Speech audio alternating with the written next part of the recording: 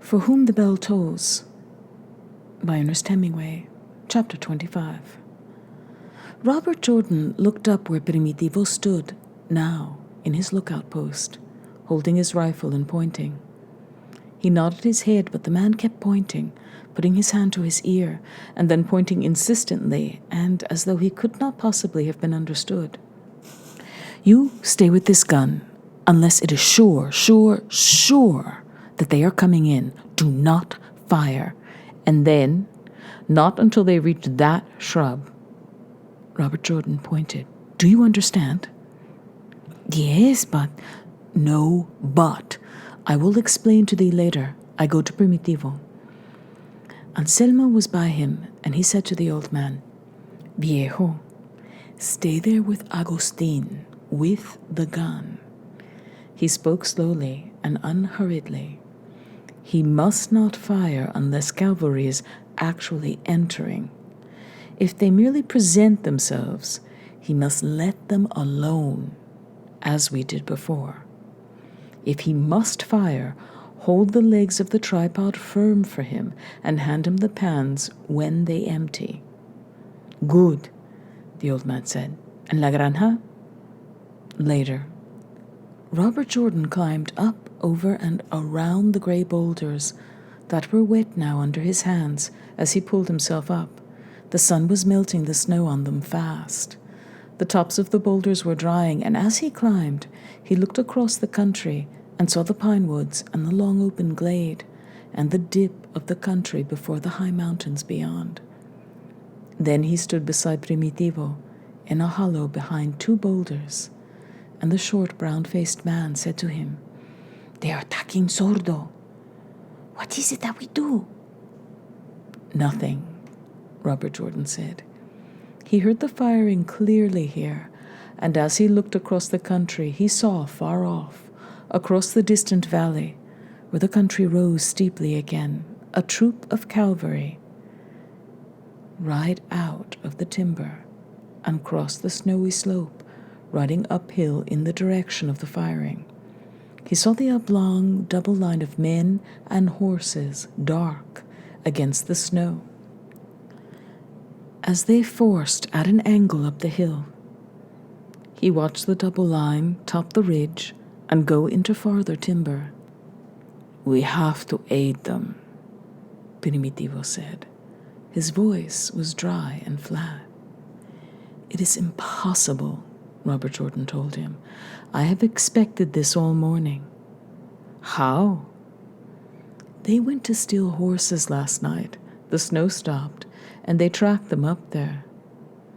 "But we have to aid them," Primitivo said. "We cannot leave them alone to this. Those are our comrades." Robert Jordan put his hand on the other man's shoulder. "We can do nothing," he said. "If we could, I would do it." "There is a way to reach there from above. We can take that way with the horses and the two guns, this one below and thine. We can aid them thus." "Listen," Robert Jordan said. "That is what I listen to," Primitivo said. The firing was rolling in overlapping waves. Then they heard the noise of hand grenades, heavy and sodden in the dry rolling of the automatic rifle fire. "They are lost," Robert Jordan said. "They were lost when the snow stopped. If we go there, we are lost too. It is impossible to divide what force we have." There was a gray stubble of beard stippled over Primitivo's jaws, his lip and his neck. The rest of his face was flat brown with a broken flattened nose and deep-set gray eyes. And watching him, Robert Jordan saw the stubble twitching at the corners of his mouth and over the cords of his throat. "Listen to it," he said. "It is a massacre." "If they have surrounded the hollow, it is that," Robert Jordan said. "Some may have gone out." "Coming on them now." "Good, take them from behind," Primitivo said. "Let four of us go with the horses." "And then what? What happens when you take them from behind?" "We join with Sordo." "To die there?" Look at the sun. The day is long. The sky was high and cloudless, and the sun was hot on their backs. There were big bare patches now on the southern slope of the open glade below them, and the snow was all dropped from the pine trees. The boulders below them, that had been wet as the snow melted, were steaming faintly now in the hot sun. "You have to stand it," Robert Jordan said. "Hay que aguantarse. There are things like this in a war." "But there's nothing we can do. Truly." Primitivo looked at him, and Robert Jordan knew he trusted him. "Thou couldst not send me with another with a small machine gun." "It would be useless," Robert Jordan said. He thought he saw something that he was looking for, but it was a hawk that slid down into the wind and then rose above the line of the farthest pine woods. "It would be useless if we all went," he said. Just then the firing doubled in intensity, and in it was the heavy bumping of the hand grenades. "Oh, obscenity, damn!" Primitivo said with an absolute devoutness of blasphemy, tears in his eyes and his cheeks twitching. "Oh, God and the Virgen! Obscenity, damn, in the milk of their filth!" "Calm thyself," Robert Jordan said. "You will be fighting them soon enough. Here comes the woman." Pilar was climbing up to them, making heavy going of it in the boulders. Primitivo kept saying, "Obscenity, damn! Oh, God and the Virgen, befoul them!" Each time the firing rolled down the wind, and Robert Jordan climbed down to help Pilar up. "¿Qué tal, woman?" he said, taking hold of both her wrists and hoisting as she climbed heavily over the last boulder. "Thy binoculars," she said, and lifted their strap over her head. "So, it has come to Sordo." "Yes." "Pobre," she said in commiseration. "Poor Sordo." She was breathing heavily from the climb, and she took hold of Robert Jordan's hand and gripped it tight in hers as she looked out over the country. "How does the combat seem?" "Bad. Very bad." "He's jodido?" "I believe so." "Pobre," she said. "Doubtless because of the horses." "Probably. Pobre," Pilar said. Then Rafael recounted me all of an entire novel of Dong about cavalry. What game? "A patrol and part of a squadron." "Up to what point?" Robert Jordan pointed out where the patrol had stopped and showed her where the gun was hidden. From where they stood, they could just see one of Agustin's boots protruding from the rear of the blind. "The gypsy said they rode to where the gun was pressed against the chest of the horse of the leader," Pilar said. "What a race! The glasses were in the cave." "Have you packed?" "All that can be taken. Is there news of Pablo?" "He was 40 minutes ahead of the cavalry. They took his trail." Pilar grinned at him. She still held his hand. Now she dropped it. "They'll never see him," she said. "Now, for Sordo, can we do anything?" "Nothing." "Pobre," she said. "I was very fond of Sordo. Thou art sure that he is jodido?" "Yes, I have seen much cavalry." "More than were here?" Another full troop on their way up there. "Listen to it," Pilar said. "Pobre, pobre Sordo." They listened to the firing. "Primitivo wanted to go up there," Robert Jordan said. "Art thou crazy?" Pilar said to the flat-faced man. "What kind of locos are we producing around here?" "I wish to aid them." "Que va," Pilar said. "Another romantic. Dost thou not believe thou wilt die quick enough here without useless voyages?" Robert Jordan looked at her. At the heavy brown face with the high Indian cheekbones, the wide-set dark eyes, and the laughing mouth with the heavy, bitter upper lip. "Thou must act like a man," she said to Primitivo. "A grown man. You with your grey hairs and all." "Don't joke at me," Primitivo said sullenly. "If a man has a little heart and a little imagination, he must learn to control them," Pilar said. "Thou wilt thy soon enough with us. There's no need to seek that with strangers. As for thy imagination, the gypsy has enough for all. What a novel, he told me." "If thou hadst seen it, thou would not call it a novel," Primitivo said.